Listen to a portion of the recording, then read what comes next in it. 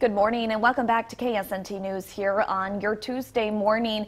Something that has been going around nationwide are STDs, and the CDC reported last year 2.3, I believe, million U.S. cases of sexually transmitted diseases, and that's the highest number ever reported nationwide. Some even calling for the president to declare STDs in America as a public health crisis.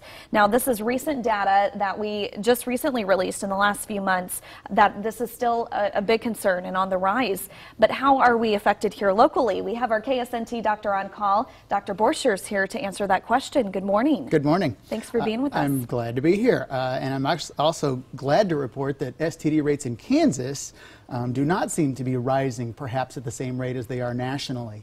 When we look at certain STDs, chlamydia, gonorrhea, syphilis, HIV, the reportable diseases, in 2017 here in Kansas we saw over 13,000 cases of chlamydia, over 4,000 cases of gonorrhea, 300 cases of syphilis, and I think about 150 cases of new cases of HIV. In the first half of 2018, those numbers appear to be flat. They do not appear to be rising. So here in Kansas, I'm glad we're actually perhaps lagging behind the rest of the country. Yeah, good numbers to report there, no doubt about it. Is this still something that we should be concerned about and mindful about? Oh, absolutely. Of course, there are so many potential complications from certain STDs or STIs, as some people like to call them.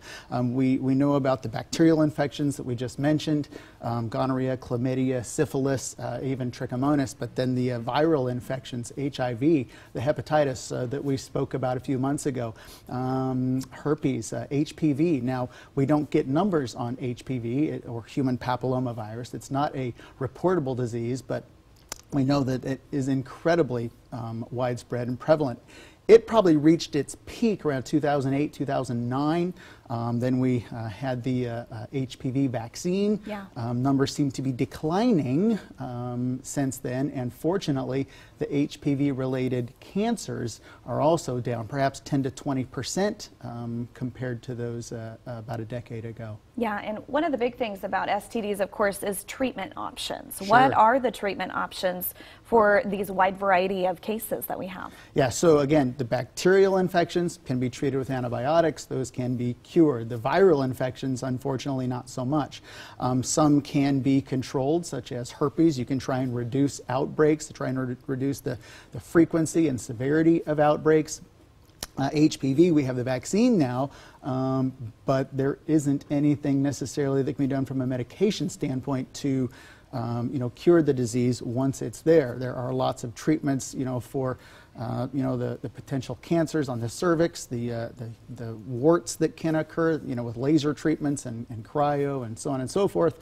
But unfortunately, even those treatments can have some complications. And of course, nationwide, doctors everywhere encourage everyone to get a yearly annual physical to make sure you're getting tested for any of these types of diseases. Thank you so much for being here and breaking that down for us this morning. Good news on the statistics here in Kansas, but certainly something to always be mindful of. Thank you.